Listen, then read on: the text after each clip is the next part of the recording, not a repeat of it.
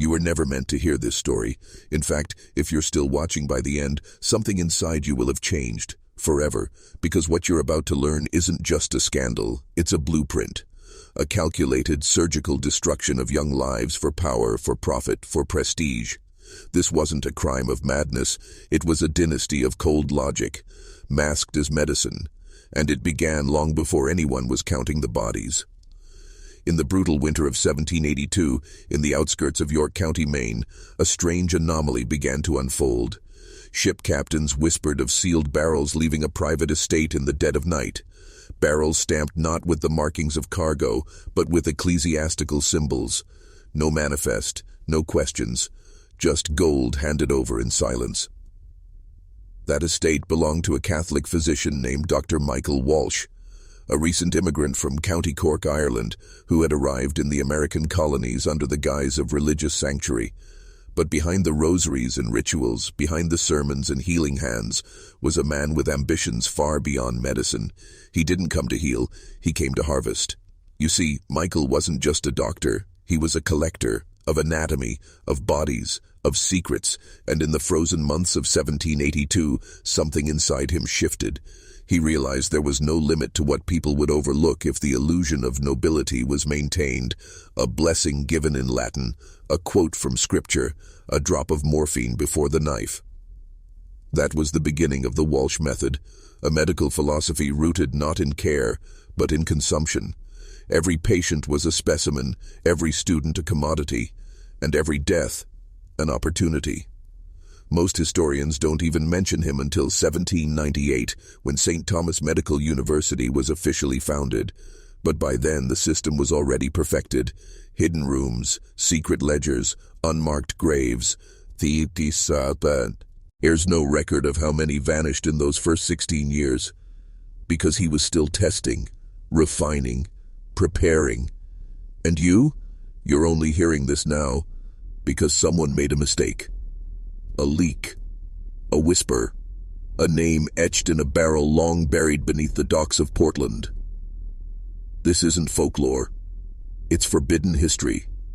Stay with me because this descent has only begun. You may think you understand corruption, but what the Walsh Dynasty built wasn't just corruption. It was theology weaponized, a cathedral of cruelty hidden behind stained glass, where death wore a white coat and scalpel. They didn't hide in shadows. They built sanctuaries of silence, and the world mistook it for faith. In 1785, the Walsh estate became more than a home. It became a campus, not officially, not publicly, but privately, among Europe's elite anatomists and Jesuit medical patrons. It was known as the chapel. It wasn't on any map.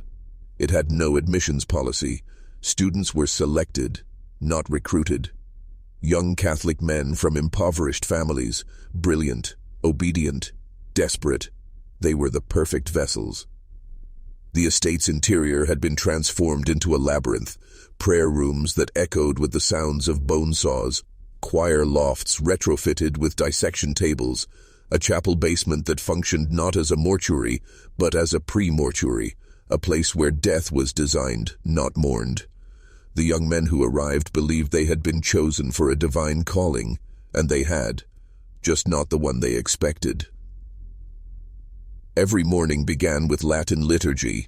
Every night ended with voluntary anatomy study under candlelight. And it was during these late-night sessions that Dr. Walsh conducted his experiments. He called them elevations, a grotesque euphemism for unauthorized surgical trials, often performed while the subject hovered between consciousness and sedation. These were not cadavers. These were living subjects, coerced, silenced, and forgotten. But the most disturbing part wasn't the procedures. It was the preparation. Students were systematically stripped of identity, personal items confiscated, letters home censored or ghostwritten, names shortened, backgrounds erased in official registries. It was as if the Walsh estate had become a spiritual quarantine zone, where the soul was removed before the body was ever touched. And the church? They knew. Perhaps not all of it, but they knew enough to remain silent. The Walshes had powerful allies, Vatican scholars intrigued by the promise of medical advancement, bishops fascinated with the intersection of body and soul. Walsh had discovered something even more potent than money: moral immunity.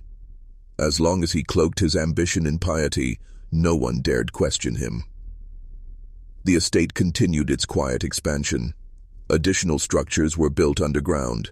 Imported chemicals began arriving monthly from France, and in the stillness of pine-covered Maine, a black temple of anatomical research had taken root, fed by the blood of the faithful. You think the darkness is behind us? No, we're still near the surface. The real descent begins now. By the time the first official body was discovered in 1834, the dynasty had already perfected its design, not just in how they killed, but in how they remained untouchable. Because the Walshes didn't build a family, they built a system. And systems don't die, they replicate. Let's rewind to 1791, the year Margaret Walsh, Michael's wife and surgical equal, arrived from Edinburgh. Historians call her a pioneer for women in medicine. They forget to mention she pioneered techniques in preservation and psychological dissection just as efficiently. If Michael provided vision, Margaret provided structure. Cold, brilliant, and utterly devout, she introduced the one element the operation had been missing: organization. She didn't look at students as pupils. She categorized them: profiles, medical histories, temperament assessments. She would watch how they knelt during Mass, how they reacted to the smell of antiseptic, how their hands trembled during first dissections. To Margaret, every tick was data, and soon dossiers were being compiled, secret folders on every student, including weaknesses that could be exploited later. She also introduced a concept borrowed from the Edinburgh medical underworld: the false confession letter. Each student, in their first year, was encouraged to write a hypothetical letter home, a private, personal reflection on failure, sin, or doubt. It was described as a spiritual exercise. But it was insurance. That letter, later doctored and finalized by Margaret herself, would become their farewell note, should they ever need to disappear. This was no longer an eccentric couple with a laboratory. This was an enterprise. The Walshes had everything they needed: a remote, fortified estate with religious immunity, a revolving door of vulnerable students, a network of European buyers hungry for surgical-grade specimens, and a growing pile of false trails, forged documents, and paid silence. By 1795, they had already shipped 23 bodies to European institutions, and not once had anyone asked questions. The containers were sealed, blessed, and stamped with university credentials. To the outside world, it was medical charity. To the Walshes, it was commerce. And the money? It didn't buy luxury. It bought control, bribes, favors, legal insulation, silence. The Walshes were no longer burying bodies in Maine. They were burying truth, under doctrine, under ritual, under layers of forged morality that made every atrocity look like an act of divine service. Tell yourself this is just history, I dare you, because what's coming next? It still echoes today. Most people think evil looks like chaos, screaming, fire, blood. But the real kind, the kind that lasts for generations, wears robes. It speaks softly. It prays with you before cutting you open. The Walshes didn't hide the darkness. They baptized it. By 1798, the operation had evolved again, this time under the veil of legitimacy. That was the year St. Thomas Medical University was officially established. On paper, it was a triumph of Catholic education, the first of its kind in New England, offering moral instruction alongside scientific rigor. But in reality, it was a corpse farm, dressed up in vestments and marble. Students arrived from all across the colonies: Irish sons of fishermen, German orphans turned altar boys, young men who believed medicine was their salvation, that God had opened a door through the Walsh family. They didn't know they were walking into a trap designed specifically for them. St. Thomas wasn't a school, it was a selection engine. Every lecture hall, every dormitory, every church pew was a funnel, and at the bottom waited Margaret, Michael, and now their younger brother, Dr. James Walsh, the final piece of the machine. James was the technician. While Michael handled politics and Margaret ensured operational secrecy, James built the tools. He perfected the embalming chemicals, mixing arsenic, mercury, and early forms of formaldehyde to preserve bodies in ways never before seen.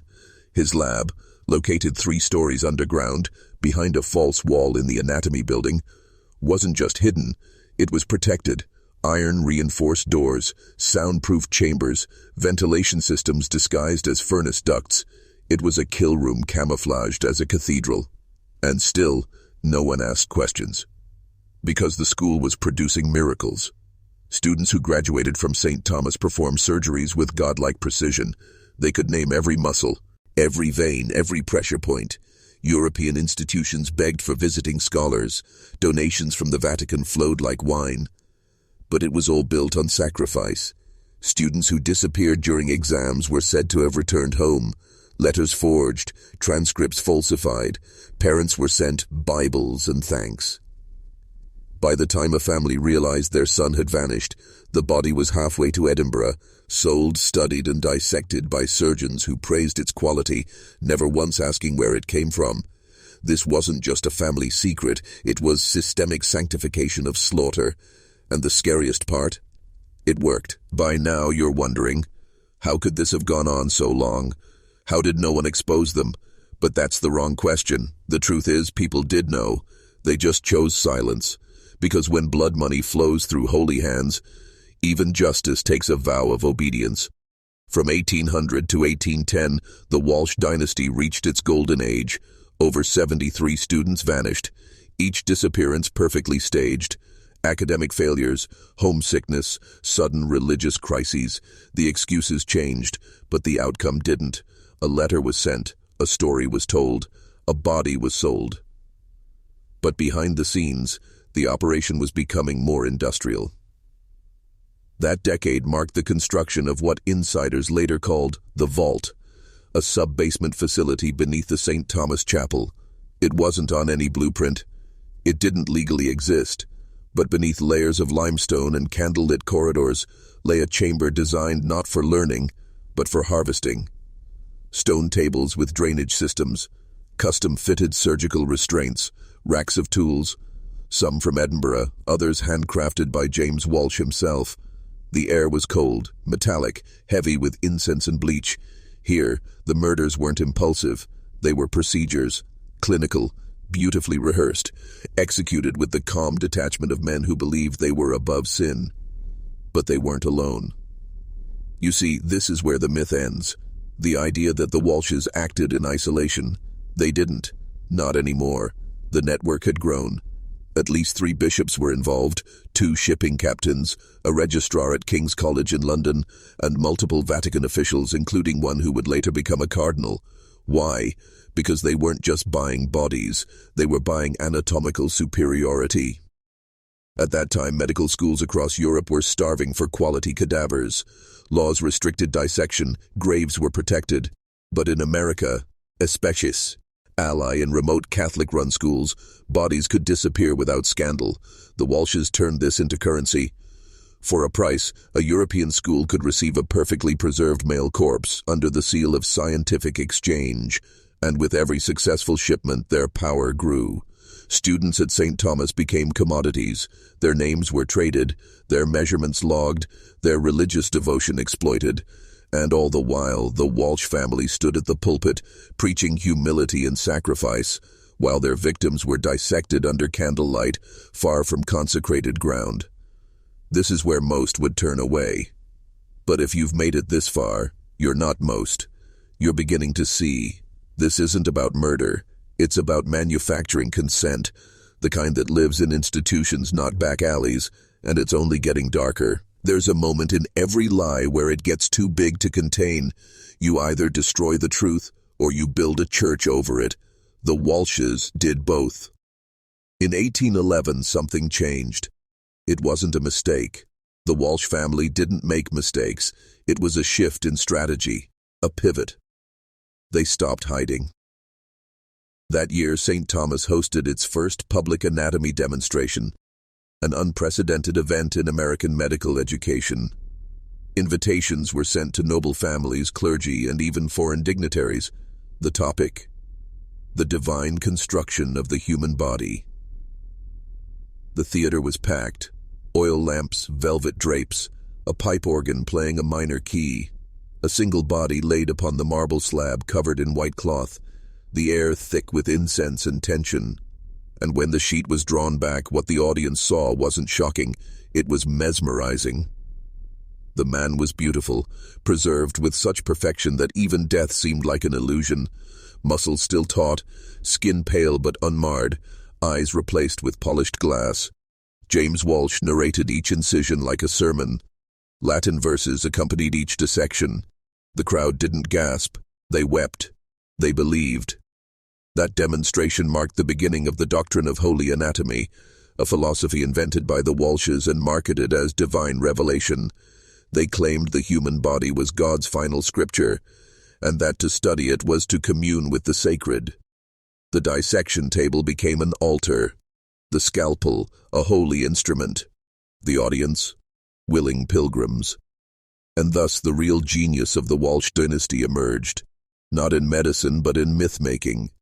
They created a theological loophole. By framing dissection as devotion, they bypassed every moral, legal, and religious objection. Suddenly, they weren't butchers, they were prophets. The death of a student was no longer a tragedy, it was a sacrament. And the bodies, offerings, the vatis, Can didn't just tolerate it, they celebrated it. A papal envoy visited St. Thomas in 1813 and called the Walsh doctrine the future of Catholic science. The Walsh family had done the impossible. They turned murder into ministry. But here's what you weren't told.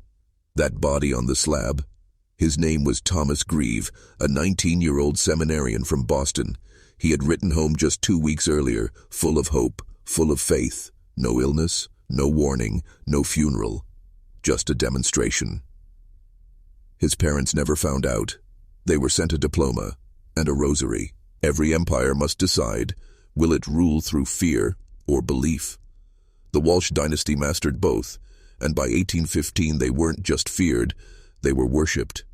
At the center of it all was Father Enoch Walsh, the eldest son and the spiritual architect of the dynasty's public image.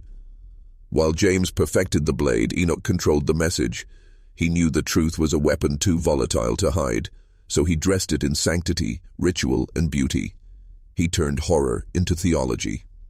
He rewrote sermons to include references to the divine sacrifice of flesh, introduced liturgies that honored those who surrendered their vessels to sacred science. And every year on the feast of St. Luke, the patron saint of physicians, St. Thomas held a midnight mass where a single preserved body was displayed in a glass reliquary, dressed in priestly robes under candlelight. The body was never named, but rumors spread.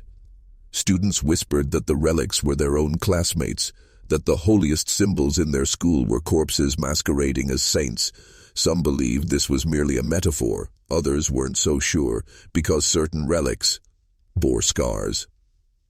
In those years, the school became a paradox, alive with devotion yet dripping with dread. Students entered as boys and left as believers in silence. Those who asked too many questions were removed, transferred, or labeled unstable. A few disappeared, and those who stayed, they were transformed, not just intellectually, but psychologically. The Walshes practiced what we now call ritualized obedience training. Night prayers were replaced with anatomical meditations. Confession booths doubled as interrogation chambers. Students were required to submit weekly journals of temptation, documenting thoughts of rebellion, lust, or doubt. These writings were archived and weaponized. It wasn't just about control, it was about nearing compliance. And yet, to the outside world, St. Thomas was a beacon. Articles in European journals praised the school's moral clarity and disciplined genius. Wealthy families begged for admission, donations flooded in. The Walshes received honorary doctorates, papal medals, and personal invitations to speak before monarchs, all while their enemies vanished. Between 1810 and 1819, at least 11 former students who publicly criticized the Walshes were found dead, 2 in rivers, 3 in burned-down cabins, 6 were ruled as suicides. But the most chilling was Emmett Dwyer, a philosophy student who escaped, published a manuscript exposing the dynasty, and mailed it to 7 universities. Only 1 copy was ever found. It arrived sealed in wax. The title, Doctrine of the Disembodied, a Study in Beautiful Horror. Its author was never seen again, Power doesn't just protect itself, it rewrites the laws of memory. And by 1820, the Walshes had erased more than evidence. They had erased doubt. St. Thomas had become a citadel, not just of learning, but of legend. Generations of physicians, priests, and politicians now traced their origins to that altar of flesh, and whether knowingly or not, they owed their allegiance to the dynasty that shaped them. But inside the institution, the architecture of fear had evolved into something more sophisticated, ritualized forgetting. Each semester began with a vow. Students pledged to unburden themselves of unnecessary memory. A symbolic burning of journals took place in the courtyard. The ashes were collected and used to ink ceremonial scripts copied by hand. This was not metaphor, it was policy. The message was clear. What you know belongs to the Walshes. What you remember is a privilege. By now, Enoch and James Walsh had developed a system of psychological filtration. Students were sorted not by intellect, but by suggestibility. Those deemed too independent were redirected to other vocations, often via manufactured moral failure. Students would be tempted, trapped, exposed, then removed. Others, the chosen few, were allowed into the lower sanctum. No one knows exactly what happened in that hidden wing beneath the chapel, but every student who entered was said to emerge changed, paler, quieter. Some stopped speaking altogether. A few were later institutionalized. One leapt from the bell tower after murmuring, "It's not a school, it's a mouth." And yet the Walsh name remained untarnished. Why? Because they had cultivated an invisible army. Graduates who now held key roles in hospitals, churches, and courts across the eastern seaboard. These weren't just alumni, they were apostles, and they owed everything to the family that trained them to forget. The Pueblo Mikey, meanwhile, remained captivated by the mystique. Tourists came to see the glass saints. Foreign dignitaries dined beneath murals of resurrection surgeries. The Walshes were no longer just doctors or theologians. They were curators of a new mythology, where the boundary between healing and harm, truth and blasphemy, was deliberately blurred. And in the town surrounding St. Thomas, the locals knew better than to ask questions, because every family had lost someone to the school, and every time a student vanished, the church bells rang 3 times. Not for mourning, for gratitude. There is a moment in every tyranny when violence no longer requires justification, only tradition. By 1825, the Walsh Dynasty had reached that moment. No longer content with mere compliance, the Walshes began shaping not just the minds of their students, but their very biology. This was the era of the experiential clinics, secret anatomical theaters, where selected students were not only taught surgical techniques but subjected to them, not on cadavers, not on dummies, on each other. Under the guise of reciprocal empathy, students were told, a healer must know the knife from both ends. What began as superficial procedures, controlled bloodletting, tooth removal, minor incisions, escalated into spinal taps without anesthetic, organ stimulation, and surgical endurance trials. Some students volunteered, others were coerced. All were watched and recorded. Hidden within the school's catacombs was a chamber known as the Archive of the Living, where every session was transcribed in detail, alongside physical tokens, removed bones, preserved nerves, handwritten pain journals. These relics became the foundation of the Walsh's secret curriculum, a map of the body built on the destruction of self. At the head of this was now Clara Walsh, daughter of James, sister of Enoch, and perhaps the most terrifying of them all. Clara believed that pain revealed character, that obedience under torture proved spiritual superiority. She instituted the 40 Trials, a rite of passage involving a sequence of controlled injuries and psychological torment. Survivors were granted access to the inner order. Those who failed, they were erased from the ledgers, and often from the town itself. The Walshes called this evolution. The students called it salvation. The villagers called it the curse. And yet from again, no external force intervened. Because Clara understood the most vital rule of dark power. If horror is made beautiful, the world will applaud. Publicly, she introduced revolutionary techniques, mind-body healing, spiritual surgery, and pathological confession. Prestigious journals credited her with merging theology and medicine. Newspapers hailed her as the angel of conscious flesh. She spoke at Harvard, at the Vatican. Never once was she asked what happened to the students who didn't return. But whispers persisted. In 1826, a local child exploring the woods behind St. Thomas found a tree decorated with dozens of stitched leather satchels. Inside each one, a human tooth, a small scrap of parchment, and a name. They were names of students who'd been expelled or declared lost to failure. To Clara, they were offerings. By 1830, St. Thomas was no longer just a school. It was a sovereign state of the mind, a territory ruled not by law, but by legend. And the Walshes, they were now myth incarnate. Clara's reign, though wrapped in silk and scripture, was merciless. Behind her veil of sacred terminology and poetic oaths was a machine of psychological domination unlike anything in the country. She didn't need chains, she used scripture. She didn't need cages, she used purpose.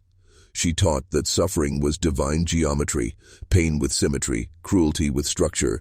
Students were told they were chosen vessels, that their agony had meaning only if they surrendered completely. This was not just indoctrination, it was alchemical theology, the idea that a soul could be transmuted into obedience through structured torment. And so, the 40 trials expanded. Now they included the mirror fasting, where initiates were starved of reflection. No mirrors, no voices allowed to describe their appearance. They were stripped of identity, rebuilt from whisper and silence.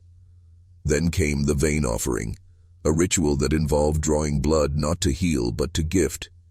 Each student's pain was collected into a sacred vial, placed beneath the school's altar.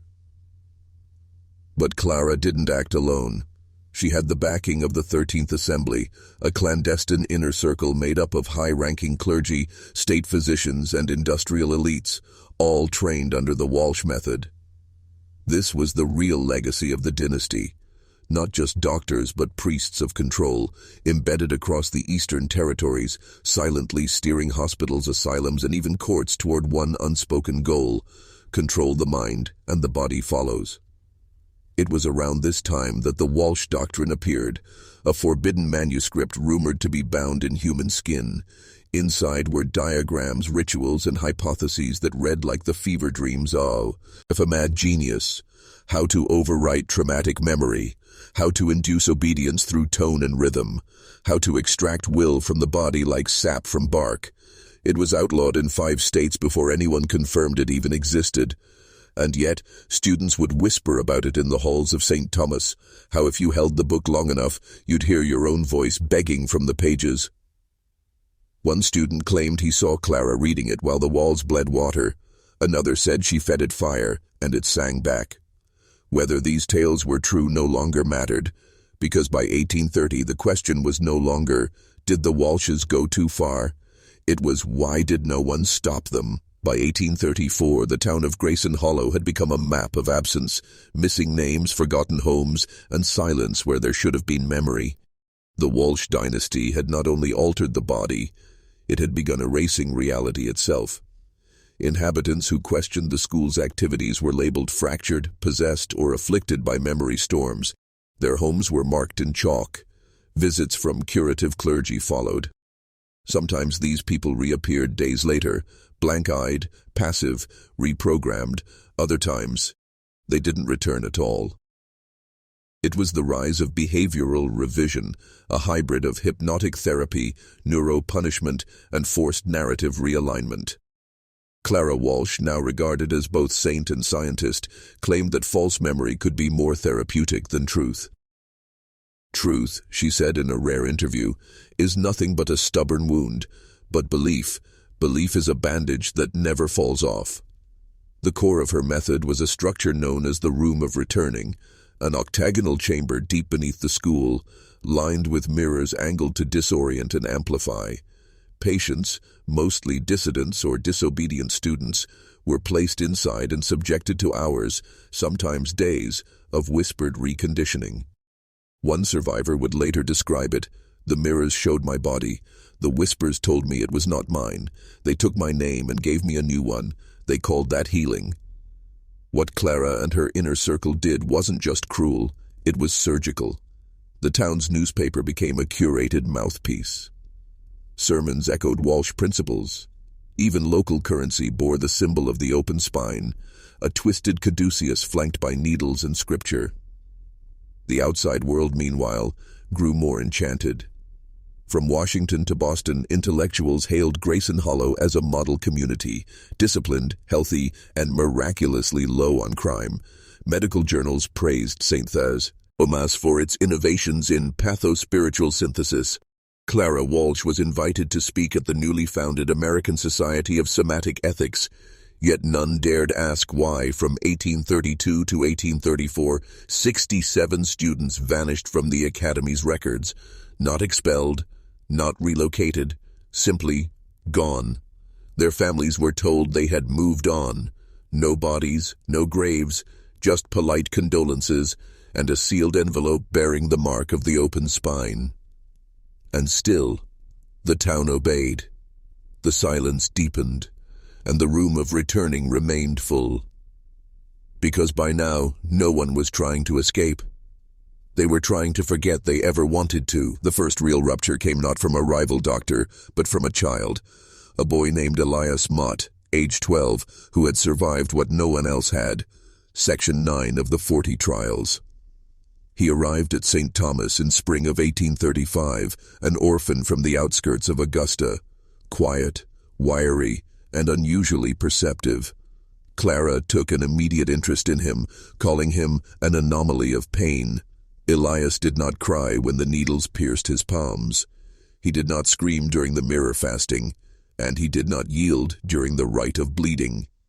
Instead, he observed.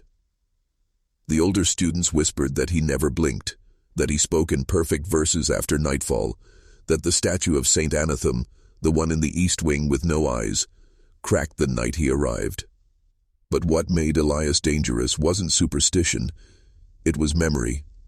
He remembered every word, every scream, every movement inside the room of returning, and unlike others, his mind didn't break. It catalogued. And on the 49th day of his treatment, Elias escaped. Not into the woods, but into the basement archives of St. Thomas.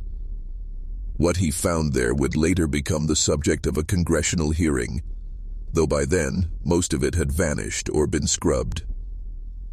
Hidden beneath the chapel, Elias uncovered Vault Theta, a sealed, lead-lined room filled with documents, diagrams, and body maps. But it was what hung from the central beam that broke him. Photographs, dozens of them. Children suspended mid-treatment, mouths pried open with rusted clamps.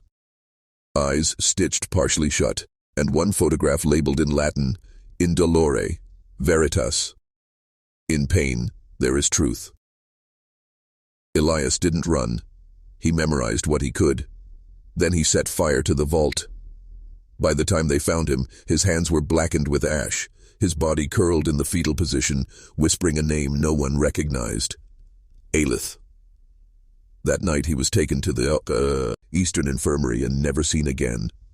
Official records say Elias died from cerebral collapse due to spiritual unrest, but whispers tell another story, that Clara kept him alive, turned him into a vessel, and used his memory to create the second doctrine, a manual so dark it required blood as ink, because once the truth escaped the vault, the dynasty didn't retreat.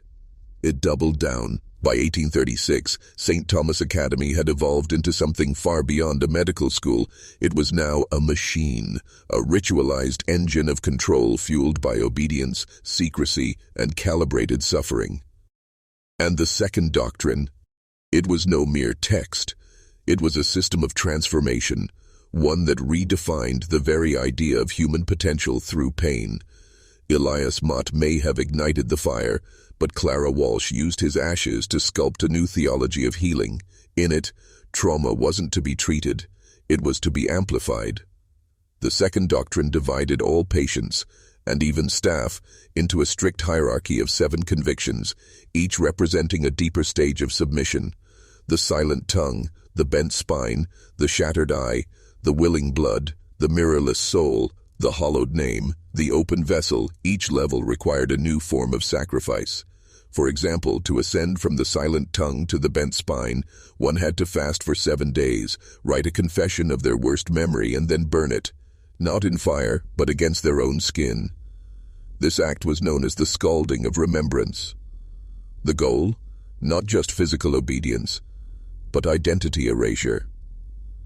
Those who reached the final stage, the open vessel, were no longer referred to by name. They were given a number. Their eyes were dyed black using belladonna ink. They spoke only when instructed and were believed to possess extrasensory awareness. Some claim they could predict deaths, others say they caused them. The most disturbing part? This system was voluntary. Clara didn't force anyone to progress. She simply offered ascension, and the broken, the lost, the scarred, they lined up. Because in a world that told them they were nothing, St. Thomas gave them purpose, even if that purpose was silence, darkness, or mutilation. Meanwhile, outsiders remained blind. Harvard professors praised the institution for its moral rigor. Missionaries from Europe visited and returned transformed. Even the president's physician once requested a private tour. He was denied. Too high risk, Clara said. Healing, after all, was a sacred right. But the town was no longer healing. It was splitting. Some locals began seeing their dreams filled with faceless children. Others reported hearing whispers through the walls at night, voices begging to be remembered. And every few months a new grave appeared behind the school, unmarked, shallow, dug by hands that had long forgotten their names. In the winter of 1837, a letter arrived at the Walsh estate, sealed in red wax and marked with a crest no one recognized. A serpent devouring its own tail, encircling a weeping eye. It was not addressed to Clara. It was for Judith Walsh, her younger sister, presumed dead since 1819. But Judith had not died. She had vanished, fled the family at 17 after what she once called the trial that should never be repeated. For years she was thought to have taken her own life in the river. No body was found, no note. Only a pair of torn boots left by the bridge. And yet here it was, correspondence written in Judith's hand, delivered by a cloaked man on horseback who refused to speak, refused to be paid, and vanished before dawn. The letter contained only 3 lines. I remember the children. I know what Clara has become. The spiral is awakening. The meaning was lost on most, but not Clara. She wept. Not out of grief, but rage, because the one soul who had refused her, who had seen through the holy language and elegant rituals, had returned, not to apologize, to intervene. What followed was a sudden tightening of security at St. Thomas. Guards were tripled, the underground passages were sealed, the east wing, known for its experimental chambers, was locked to all but Clara herself. Rumors swirled that she was preparing for something not even her most loyal acolytes understood: the spiral convergence. No one knew what it meant, only that it involved 3 things: a patient of unbroken spirit, a vessel who had touched the boundary of death, and a witness bound by blood, a Walsh. And just like that, Clara announced a final ascension. The convictions would no longer be enough. She was building something older, something not found in medicine or theology, but in ancient tongues buried beneath the institution's foundations. She had begun diggings. Tunnels were carved beneath the chapel. Books appeared in languages no one could translate. A massive circle was etched into the infirmary floor, made of salt, crushed bone, and iron shavings. And in the middle of it all, Elias Mott's blood, still preserved in glass. St. Thomas was no longer a school. It was an altar. And somewhere in the woods, Judith Walsh was coming home. On the night of February the 3rd, 1838, the sky over Andelin turned black before sunset. No clouds, no stars, just darkness, thick, unnatural, and suffocating. It was the night Clara Walsh began the spiral convergence, the culmination of 56 years of doctrine, sacrifice, and experimentation. But it was also the night Judith Walsh returned to the town her family had poisoned. She arrived barefoot, Her dress torn, her hair streaked with ash. No escort, no warning. Only a bag of old journals stitched with the initials E.M. Elias Mott, the very man Clara claimed as prophet. Judith had spent 19 years in the catacombs of European occult libraries, digging through banned alchemical texts, witnessing ritual trauma in Eastern Europe, and interviewing survivors of cults long erased from history, and what she found was that St. Thomas Academy was not the first. The second doctrine traced back to pre-Roman Anatolia, tied to a nomadic sect known as the Eclipsed Mouth, a group that believed the soul could only awaken once the body was broken 7 times in 7 ways. Their symbol, a spiral inside a weeping eye. The exact seal on her letter. Judith had returned not to plead with Clara, but to expose her. She didn't go to the authorities. She knew they'd been paid off. She didn't go to the town elders. They were graduates of St. Thomas. Instead, she visited the one place Clara had avoided for decades, the Walsh family tomb. Deep in its stone corridors lay the locked vault of their father, Dr. Horace Walsh. Judith broke the seal, opened the sarcophagus, and revealed what Clara had long hidden, their father's journals. Inside, Horace described Clara's early experiments. The twins she kept locked in the cellar, the patient whose vocal cords she removed to study the sounds of agony, the surgeon she seduced and bled dry over weeks, calling it a marriage of fluid. These weren't healing practices. They were rituals. And Clara hadn't been a student of Elias Mott. She had surpassed him. She had twisted his ideas into a labyrinth of theology, domination, and blood. She hadn't inherited the spiral. She had become it. Judith knew one thing now. Her sister didn't need to be stopped. She needed to be sealed. Judith Walsh entered St. Thomas under a moonless sky, disguised as a nurse, face shadowed beneath a mourning veil. No one recognized her. She was a ghost among the very halls she once bled in. But the institution had changed. Gone were the prayer circles and gentle hymns. In their place, mechanical hums, iron pulleys, and flickering lights fueled by strange generators imported from France. Technology no local inventor could explain. She found it beneath the East Wing. A chamber unlike anything recorded in the institution's architectural plans, 40 feet below ground, vaulted ceilings reinforced with bone-laced concrete, the walls scrawled with diagrams in Hebrew, Latin, and a third language that moved when stared at too long. And in the center, a woman, barely alive, suspended in midair by 12 silver hooks embedded into her spine, wrists, ankles, and throat. Each hook was connected to wires, humming with electricity and glowing with pulsating light. Judith didn't scream. She recognized the woman. Her name was Sarah Bell, a patient Judith had once helped escape in 1818. Sarah had disappeared 3 days later. Everyone believed she'd drowned in the bay. She hadn't. Clara had captured her, and for 20 years she had kept Sarah alive, or rather in a state between life and death, as a vessel for the spiral's awakening. Sarah's body was etched with the 7 incisions of purification, an ancient rite forbidden by even the most radical alchemists. Her vocal cords had regrown into a blackened organ that vibrated when Judith approached, not in sound, but in memory.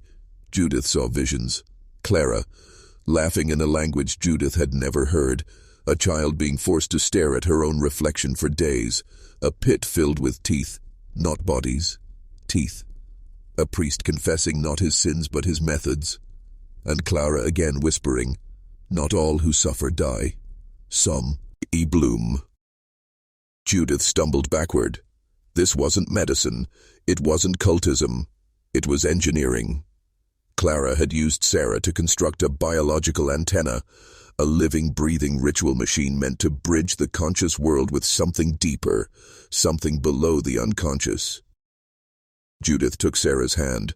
Her eyes flickered open, and in a voice that shattered the light bulbs overhead, Sarah spoke. "She knows you're here." The door behind Judith slammed shut. Judith turned toward the sound. The heavy iron door had locked itself. No wind, no footsteps, only the hum of the room growing louder, like it was inhaling. Then, the lights flickered red. A second door slid open behind the veils of wire and bone, and through it stepped a silhouette Judith had seen only in family portraits and childhood nightmares.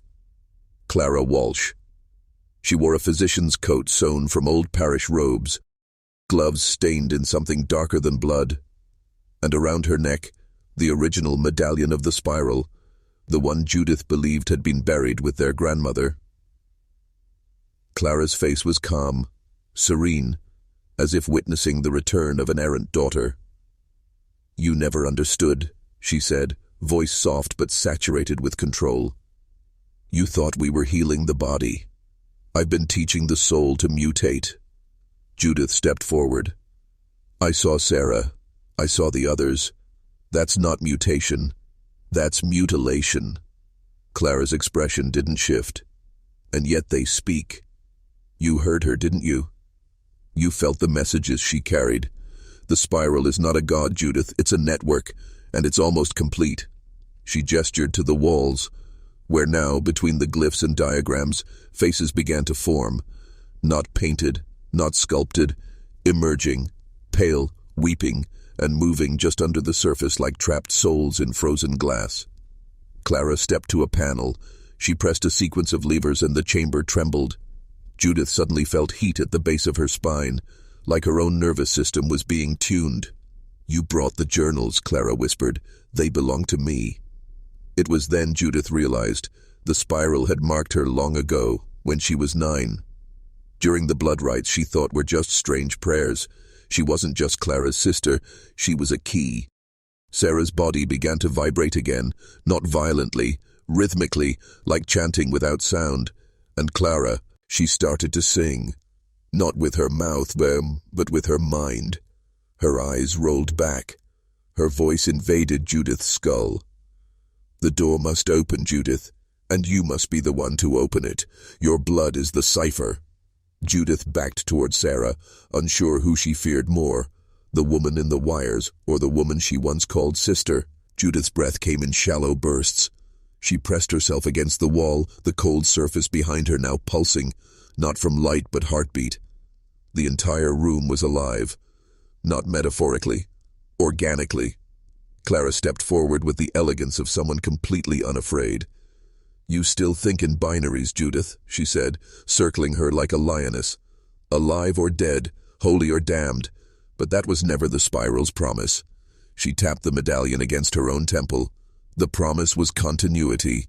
Behind her, Sarah's body arched violently, the hooks pulling tight, tendons twitching. Her mouth opened and a voice poured from it that didn't belong to her. It sounded male, ancient, monotone and deep. "The blood is near. The sequence is valid. Begin convergence." Judith screamed, not in fear but in recognition. She'd heard those words once before. In her father's study, hidden in the back of his medical ledger, scrawled between anatomy diagrams and spiraling glyphs. "The blood is near. The sequence is valid." He had been part of this, long before Clara, long before Judith was even born. Clara approached now with a silver instrument in hand. Not a scalpel, not a syringe. A bone key, smooth, carved, and engraved with 7 rings that pulsed with light. "This is yours," Clara whispered, offering it like a gift. "Our Father made it for you the night you were conceived. It unlocks the final chamber, within you and below us." Judith refused to touch it, but the key floated, hovered toward her chest, aligned itself with her sternum. Sarah moaned again. The faces in the walls began to mouth words in unison. "Open, open, open." Judith screamed, "Why me?" Clara's face twisted, not with anger, but pity. "Because you're the only one not yet damaged. You still believe there's such a thing as right and wrong." The key pressed against her skin and burned. Judith collapsed. Visions flooded her. A staircase made of teeth, descending into black. A surgical theater where the patients clapped for their own incisions. A boy laughing as his mother's memories were extracted into jars. Her own birth, watched by a circle of silent monks. When she opened her eyes, Clara was gone. Only Sarah remained, staring at her, pleading. The door behind her unlocked with a hiss, and beyond it was not escape, but ascent toward the spiral's final chamber. The hallway was narrow, sloped, and alive. Veins ran along the walls, pulsing with thick golden light. Judith stepped cautiously, her boots squelching against soft, tissue-like ground. The further she walked, the more she realized. This wasn't built. It was grown. At the end of the corridor stood a monolithic door, not of stone or wood, but of cartilage and bone-fused metal. At its center, a spiral carved into the skull of a long-dead animal, perhaps human, perhaps not. And standing before it, the matron, the last surviving high priestess of the spiral cult. Judith recognized her from the forbidden family paintings, always obscured, always framed in red. She wore a veil of stitched eyelids. Her hands were missing, replaced with brass instruments. Her voice came not from her mouth, but from the walls themselves. Judith Walsh, the final host. We have waited 3 lifetimes for your spine to ripen. Judith raised her lantern. The light revealed dozens of bodies suspended in the ceiling, suspended by their own hair, lips sewn shut, each of them humming a low, rhythmic tone. The matron continued, "Your blood unlocked the memory vault. Your soul is a bridge. The key has chosen you." Judith screamed, "I didn't ask for this." But the room responded in kind. The humming turned into a chant. The air grew dense, and the door began to tremble. The bone key, still embedded in her chest, grew hot, then liquid. It melted down her skin and reformed over her ribs like a second skeleton. She dropped to her knees. Visions erupted again. This time, not memories. Prophecies. A nation cured of death but ruled by a single consciousness. Fields of cloned children chanting spiral doctrine in unison. Doctors replacing judges. Surgeons replacing priests. And above it all, a single figure in white, faceless, divine, inhuman, watching through Clara's eyes. The matron knelt beside her. "You have not come to end this, child. You have come to deliver it forward." Judith's tears mixed with blood. She looked at her arms, spiral tattoos now moving, rotating like living machinery, and behind her, Sarah's voice, soft, shattered, "Please, don't let them win." Judith stood, her body no longer hers, and the spiral door began to open. The door didn't swing or creak. It peeled open. Layers of sinew separated like ancient petals. What lay beyond was not a room. It was a womb, a vast cathedral-like cavity, pulsating with warmth and drenched in a humming that was neither mechanical nor natural, a biological frequency, ancient and intelligent. Judith staggered inside.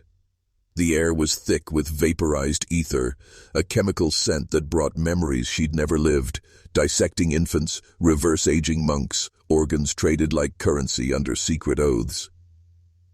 In the center of the chamber stood a throne, no king, no queen, but something older. A massive spinal column, spiraling up from the floor and fusing into a living organ tower. Veins ran through it like rivers. Floating around it, dozens of brains in glass, pulsing, connected by gold wiring and black tendrils. Judith gasped. Each brain had a label etched in bone. Dr. Elin Walsh, Father Dominic Walsh, Sarah Walsh, and then under it struck through, Clara Walsh, Judith Walsh with the word pending. She turned furious. "You killed them. You harvested our family." The matron's voice echoed from the walls. "No, Judith, they volunteered. Each generation offers one perfect vessel. You are not the victim. You are the culmination." Judith ran to the throne, yanking at the wires. One of the brains sparked, screamed. Clara's voice filled the chamber, calm and cruel. "Sister, don't undo what we've built. You don't destroy a cathedral because its foundation was stained. A memory slammed into Judith's mind. Her mother, whispering to her as a child, "The spiral loves order, my love, and you must never scream when the time comes." Judith collapsed. The bone key in her ribs began to rotate. Flesh around it parted. Her spinal cord lit up like a lamp. The throne pulsed in sync. Clara appeared, not in body, but through a floating halo of fluid and light. "Become the next pillar, and we will never die." The spiral didn't want her consent. It only wanted functionality. But in the center of her despair, Judith saw Sarah's face, still bound, still human. And somewhere beneath all the horror, a single idea sparked. Reversal, not escape, not submission, but corruption from within. If she couldn't run from the spiral, she would poison its bloodline. Judith rose, not in defiance, but as if possessed by a different will, a colder one, calculated, ruthless. The matron watched, expecting surrender. The throne pulsed, signaling its readiness. But Judith's gaze had changed. No longer frantic, no longer fractured, focused. She stepped toward the spine throne and placed her hands on its base. It opened to receive her, biological grooves parting, needles snaking toward her nerves. Just before contact, she whispered, "You made one mistake." The chamber froze. "You taught me how this works." Then Judith bit into her own thumb and drove the blood into the throne's central column. The blood sizzled, not because it was incompatible, but because it was augmented. Unknown to them, Judith had been microdosing the same neuro-altering compound Clara once tested on prisoners, a formula to overwrite neurological code. Clara had used it for obedience. Judith repurposed it for infection. The throne began to convulse. The floating brains flickered, some screaming, some falling silent. The matron recoiled. The spiral key in Judith's ribs spun in reverse. A rupture tore through the ceiling, and from it dropped Sarah. Still breathing, still tethered to tubes, but free. Judith ran to her, cutting her binds with the edge of her own bone key. The matron shrieked, "You cannot sever the pattern. The architecture is sacred." Judith turned, blood on her face, eyes aflame. "Sacred? You stitched God's name into a virus." The throne split at its center. A black fluid poured out, the essence of spiral memory now corrupted. Judith took Sarah's hand. "We don't run." She placed Sarah's palm onto the altar's control node. Together they sent new code through the system. Raw, chaotic, human. 1,000 stolen memories poured back into the altar. Screams of the victims, dreams of the doctors, sins of every Walsh experiment. And since 1693, the chamber began to burn. Not with fire, but with truth. Clara's voice faded into static. The matron collapsed. The brains shattered one by one like glass bubbles losing pressure, and then the spiral itself began to disintegrate. Judith knelt beside Sarah. "We didn't kill it. We made it remember." The spiral died in silence. No explosion, no collapse. Just a subtle unraveling, like watching threads pull from an invisible loom. The throne sagged into decay. The cathedral walls peeled like molting skin. Even the air changed, losing its hum, its unnatural density. But what remained wasn't peace. It was a void. Sarah, weak, leaned into Judith's arms. She whispered, "Will they come for us now?" Judith shook her head slowly. "They won't even know where to look." Because the spiral hadn't existed in a place. It had existed in people, in rituals, in blueprints, in blood. And Judith had unwritten the lineage. One vial of her blood, tainted with the reversal compound, was enough to rot centuries of encoded memory. And once Sarah touched the throne, that code reversed its path, infecting every archive, every descendant, every corrupted institution. The spiral was unmade, but that doesn't mean it was defeated, not fully, because evil that organizes itself into legacy never dies. It simply hides. Later, when Judith and Sarah emerged from the charred remains of the estate, no lawmen came, no doctors, no reporters, just crows. Dozens of them perched silently, watching. Sarah muttered, "Is that a sign?" Judith stared at the sky. "That's a warning." They walked down the mountain barefoot and bloody. The forest, once hostile, now felt eerily quiet, as if mourning, as if listening. Over the next few months, Judith would disappear. Some say she became a midwife in Virginia. Others claim she crossed the Atlantic and began hunting spiral enclaves in Europe. But Sarah, she stayed in Maine, and she wrote everything, in cryptic journals, in buried canisters, in symbols too complex for ordinary minds, but decipherable by the next generation of seekers. One of those journals allegedly was recovered in 1971. Locked in a chest beneath the foundation of a burned-out farmhouse near Belfast, Maine. Inside, diagrams of the spiral throne, a bone key, and a warning. Burned into the wood, they will build again, unless you are watching. This was not just a family tragedy. It was a map of how evil wears masks, medical masks, religious robes, family names, and how easily we confuse legacy with truth. The spiral is not a myth. It is a method, and now it knows you've seen it. So the question is, are you watching, or are you already inside it?